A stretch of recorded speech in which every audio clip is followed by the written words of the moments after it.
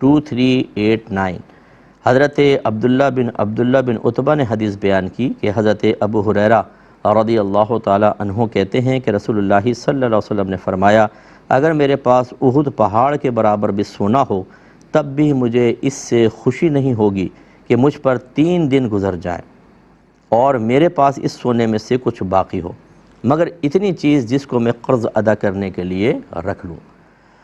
تو یہ دنیا کے مال سے دوری، دنیا کی آسائشوں اور دنیا کی چکا چون سے دوری کے لیے رحمت کونین صلی اللہ علیہ وسلم نے تعلیم ارشاد فرمائی، چونکہ آپ اللہ کے نبی تھے اور نبیوں کو وہ خزانے دیے جاتے ہیں جس کا کوئی تصور نہیں کر سکتا۔ ان پہ عالم غیب کی بہت سی چیزیں منکشف کر دی جاتی ہیں، وہ فرشتوں کو دیکھتے ہیں، وہ جنات کو دیکھتے ہیں، باتیں کرتے ہیں، ملاقات کرتے ہیں۔ رحمت کونین صلی اللہ علیہ وسلم اپنے بارے میں فرماتے ہیں کہ اللہ تبارک و تعالی نے دنیا کے خزانوں کی کنجیاں میرے ہاتھ میں رکھ دی ہیں۔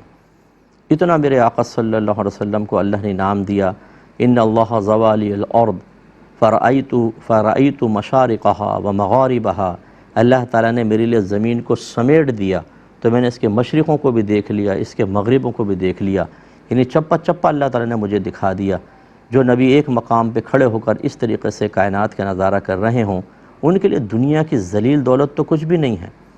اس لیے رحمت کونین ارشاد فرماتے ہیں کہ اگر یہ احد پہاڑ سونے کا بن کر میرے پاس آ جائے، میں پسند نہیں کروں گا کہ 3 دن تک بھی یہ میرے پاس رہے، سب کا سب صدقہ کر دوں گا، کیونکہ انہیں ہم سے زیادہ آخرت کی معرفت ہے، ہم سے ایک زیادہ بلکہ بہت ہی زیادہ، کیونکہ نبی تو نبی ہوتے ہیں، جو اولیاء اعظام ہوتے ہیں، جو نبی کریم صلی اللہ علیہ وسلم کی پیروی کرنے والے ہوتے ہیں، انہیں اللہ نے اتنے بڑے بڑے نام دیے ہوتے ہیں، تو وہ دنیا کی طرف کیا مائل ہوں گے، دنیا کی کیا اٹریکشن ان کو محسوس ہوگی، ان پہ وہ چیزیں منکشف ہوتی ہیں کہ وہ چاہتے ہیں کہ آخرت سب سے بہتر بنتی رہے، کیونکہ جو کامل یقین ان کو حاصل ہوتا ہے وہ لوگوں کو کم ہوتا ہے۔ نبیوں کو تو عین الیقین حاصل ہوتا ہے۔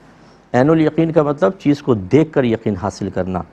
ایک ہوتا ہے آپ خبر سے یقین حاصل کرتے ہیں، کوئی آپ کے پاس آتا ہے ملنے کے لیے، کہتا ہے یار فلاں جگہ پر ایک آدمی ہے، اسی حلیے کا ہے، بڑا نیک ہے، پرہیزگار ہے، متقی ہے۔ اب اگر یہ خبر دینے والا نیک آدمی ہے اور سچا ہے، آپ کو یقین حاصل ہو جائے گا کہ ضرور ایسا آدمی ہوگا۔ کبھی آپ کہہ بھی دیتے ہیں مجھے ملوا بھی دینا، لیکن آپ نے دیکھا نہیں، یقین حاصل ہو گیا۔ یہ خبر کے ذریعے یقین ہے، اس کو علم الیقین کہتے ہیں کہ یقین کا علم حاصل ہو گیا۔ اور ایک ہوتا ہے دیکھ کر علم حاصل کرنا، آپ گئے اور آپ نے جا کے اس آدمی کو دیکھ لیا، علم تو پہلے ہی تھا، اب عین آنکھوں کے ذریعے یقین اور حاصل ہو گیا۔ تو نبیوں کو یہ یقین حاصل ہوتا ہے۔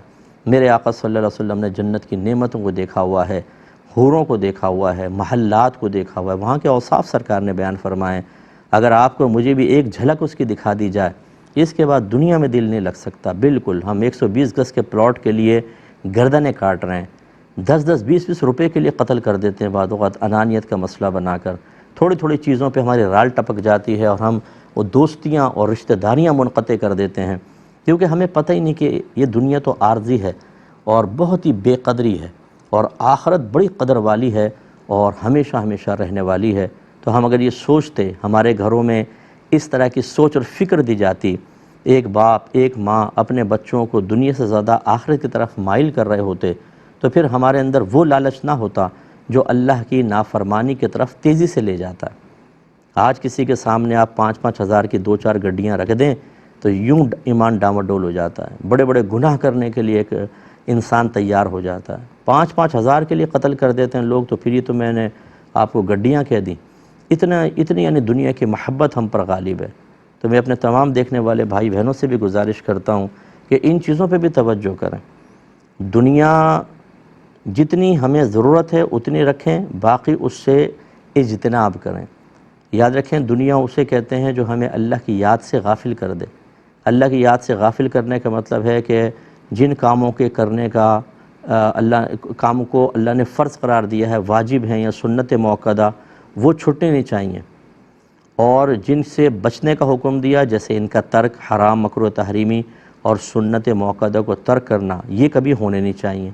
جو ان کی راہ میں رکاوٹ بنتا ہے نا کہ فرض واجب سنت موقدہ کرنے نہ دے اور حرام مکروہ تحریمی اطاعت میں مشغول کرے، تو وہ دنیا ہوتی ہے۔ وہ چاہے سگے ماں باپ ہوں، بعض اوقات وہ ہمیں دین سے روک رہے ہوتے ہیں۔ اب ماں باپ کو چھوڑ تو نہیں سکتے، لیکن یہ ہے کہ ان کے اس قول کو، اس حکم کو نہیں مانا جائے گا جو ہمیں گناہ کی طرف اور نافرمانی کی طرف مائل کرے۔ ایسی بیوی شوہر کی اس جگہ اطاعت نہیں کرے گی، ایسے شوہر بیوی بچوں کی وہ بات نہیں مانے گا جس میں گناہ کا ارتکاب کرنا پڑے، ایسے ہم دوستوں کی مروت میں وہ کام نہیں کریں گے جو اللہ کی نافرمانی کی طرف لے جائے۔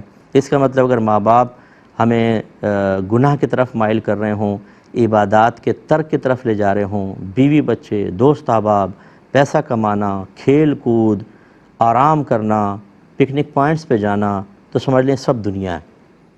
اور اگر ایسا نہیں ہے بلکہ یہ ہمارے ساتھ آخرت کو بہتر بنانے میں معاون ہوں، بیوی بچے رکاوٹ نہ ہوں بلکہ ان کی وجہ سے ایمان محفوظ ہو رہا ہو، ماں باپ ترغیب دے رہے ہوں، ہم کافی مال کما رہے ہیں لیکن حلال طریقے سے، اور اللہ اور بندوں کا حق بھی ادا کر رہے ہیں، اور کچھ اپنے ایمرجنسی کے لیے، بچوں کے فیوچر کے لیے جمع کر رہے ہیں۔ اس مال کے جمع، یہ دنیا ہے ہی نہیں، کیونکہ ہم اللہ کی یاد سے غافل نہیں کر رہا۔ ایسے اگر آپ نے ایسے دوست بنائے جو آپ کو آخرت کی طرف مائل کرتے ہیں، ان کی گفتگو سے، ان کی صحبت سے آپ غفلت کا شکار نہیں ہوتے ہیں، یہ دنیا نہیں ہے۔ تو یہ آسان الفاظ میں نے آپ کو سمجھا دیا۔